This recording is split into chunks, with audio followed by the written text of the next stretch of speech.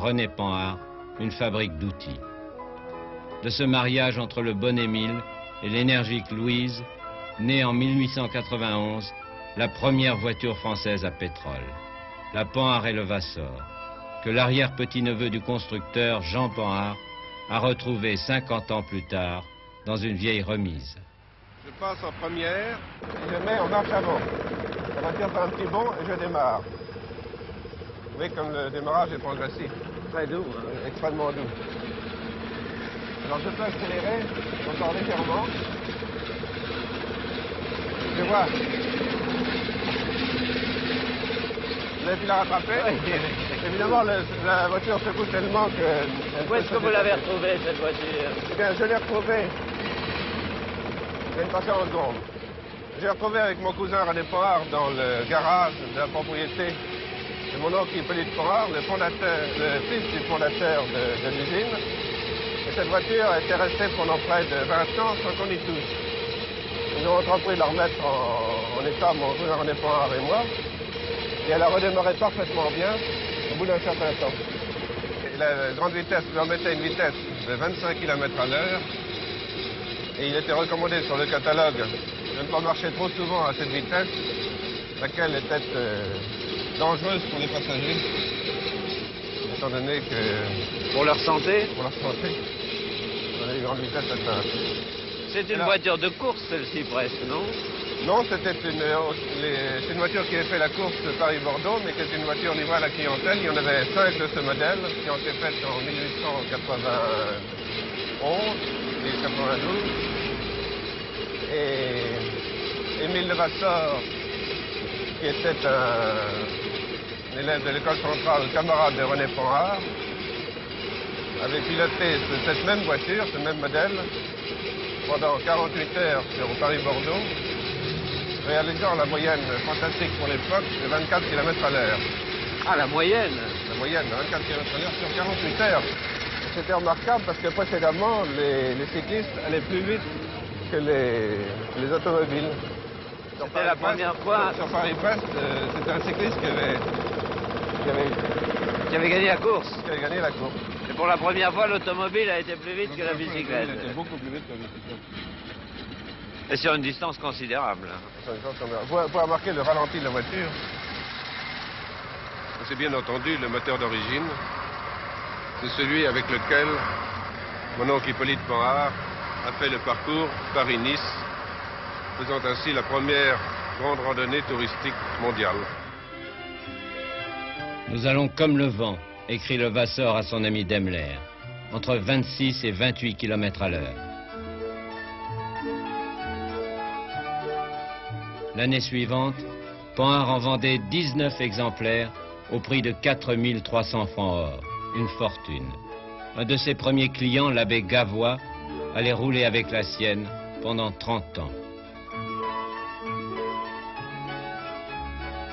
Faites lourd, disait Levasseur, vous ferez solide. Un autre industriel français, Armand Peugeot, entre dans la course la même année. Ne vous fiez pas à ces lorgnons et à cet air bourgeois. Cet homme est un aventurier. Son nom est déjà célèbre dans toute la France, pour ses outils et ses moulins à café, qui ont fait la fortune de la famille depuis plusieurs générations.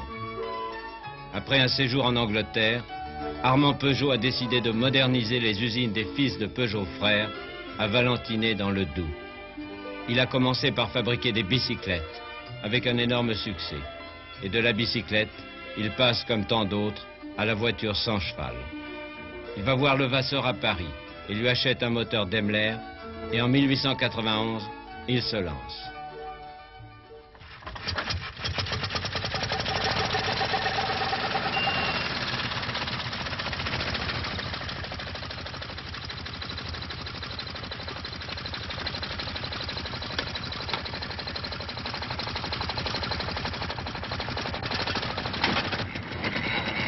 Et c'est un succès. Il écrit tout joyeux à Daimler, « J'ai vendu ma première voiture à un Suisse. » Cette année-là, il en vendra 18. Et en 10 ans, près de 1000. Peugeot fabrique maintenant son propre moteur, que les fidèles de la marque baptisent le moulin. Pourquoi? À cause du moulin à café, bien sûr. Et voilà comment le moulin est entré dans l'argot automobile.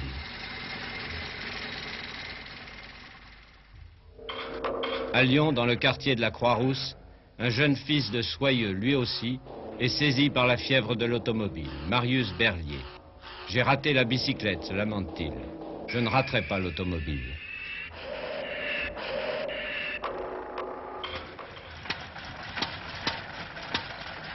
Pour construire ce premier engin, et quel engin, il a englouti toutes ses économies.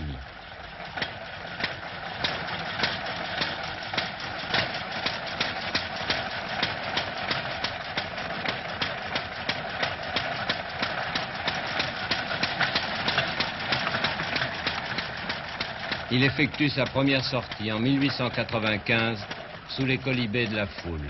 Et, désastre, il atterrit dans la vitrine d'un charcutier. Son père furieux déclare alors, « À Paris, Marius trouvera peut-être quelques excentriques pour acheter pareille sottise. Pas à Lyon. » Il se trompe. Beaucoup de Français ont déjà attrapé le virus de la voiture sans cheval, comme en témoigne Jacques Lost, directeur de l'Argus. Être automobiliste, c'était d'abord avoir été un piéton motorisé, un piéton mécanisé, c'est d'abord avoir été cycliste. Parce que la plupart des grands noms de l'automobile au début du siècle étaient des noms d'anciens cyclistes, que ce soit Fernand Charron, que ce soit les frères Farman, que ce soit un autre titre, etc. Mais mon oncle, Henri Lost, mon père, Ernest Lost, etc., qui tous avaient été des cyclistes et qui avaient eu un certain nom sur les vélodromes dans les années 1890-1895. Et tout naturellement, ils sont passés de la bicyclette, du pédalage, au pédale, à l'autre pédale, la pédale d'accélérateur, de frein et d'embrayage. En effet, c'est d'abord le sport qui va faire connaître la nouvelle invention au grand public. Le 19 juillet 1894, le Petit Journal organise un concours de voitures sans chevaux sur le trajet Paris-Rouen. Pas une vraie course, mais une sorte de parade. Au départ, 21 voitures. Il y a un peu de tout. Un tracteur à vapeur de Dion-Bouton tirant une calèche. Une Benz, 2 Daimler, 4 Panhard, 5 Peugeot. Pour ne pas faire de jaloux, le premier prix ex-aequo est attribué à messieurs Panhard et Levasseur d'Ivry, les fils de Peugeot frères de Valentinet et monsieur Daimler du Wurtemberg. En fait, le grand vainqueur de cette journée historique, c'est l'automobile à pétrole. Pour la première fois, elle bat la bicyclette. Mais en 1895, il s'est bien agi d'une course. C'était la course Paris-Bordeaux-Paris. Pour la première fois, on lançait les voitures qui n'avaient pas de pneumatique et qui roulaient soit sur des roues cerclées de fer, soit sur caoutchouc plein.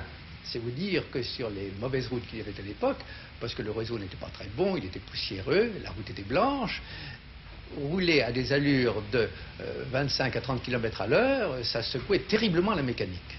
Or, cette course de Paris-Bordeaux-Paris, 1200 km, a vu une voiture sur 5 ou une voiture sur 10 existantes en France prendre part à cette épreuve. C'est-à-dire que tout le monde y était. Des voitures vapeur, des voitures... Il n'y avait pas de voitures électriques quand même, mais des voitures à pétrole, des voitures à alcool et des voitures à pétrole qui sont maintenant devenues nos voitures à essence.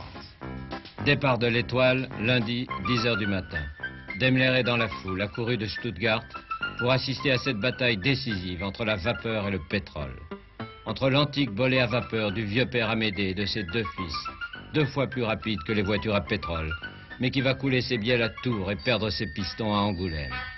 Oui, une lutte épique entre la 2 Dion-Bouton à vapeur, qui casse son cardan à Vouvray, les 3 Peugeot, les 2 Benz, les 4 Panhard, surtout celle de l'infatigable Émile Levasseur, qui pense à sa chère Louise et qui prend la tête de la course à Étampes, dès la 3e heure.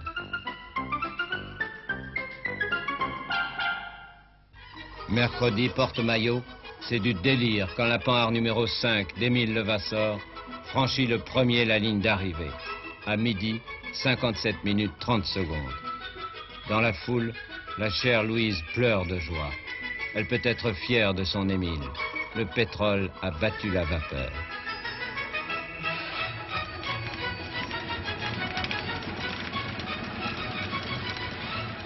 Après les mécanos, voici venu le temps des aristos. La voiture sans cheval devient la coqueluche du tout Paris, celle des belles marquises comme des grandes cocottes.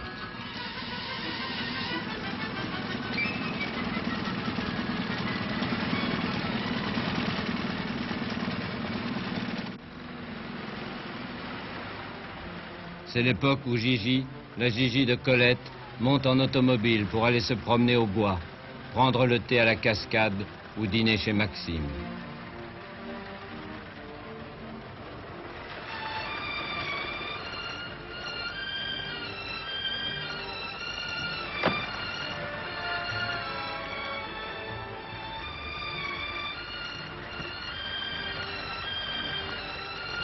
Pour être à la page, pour faire sportif, pour séduire une femme, tous les dandys de la belle époque, le baron Van Zuylen, milliardaire hollandais, ou le beau Bonnie de Castellane, se transforment en chauffeurs. Mais il est temps de lui trouver un nom à cette petite merveille. Elle a déjà 10 ans. On la baptise l'automobile. Un mot bien savant. Mais attention, doit-on dire une automobile ou un automobile? Grave question. On en discute pendant des mois, l'Académie s'en mêle. Voyons, un si bel objet, tour à tour capricieux et docile. Mais c'est une femme, c'est une automobile.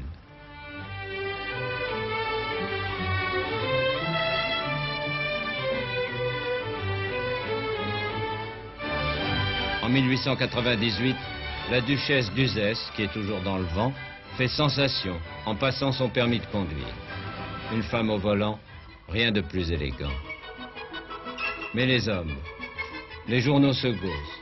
Prenez un ours, mettez-lui des lunettes, un faux nez et une casquette de garçon de magasin, et vous aurez un chauffeur dernier chic.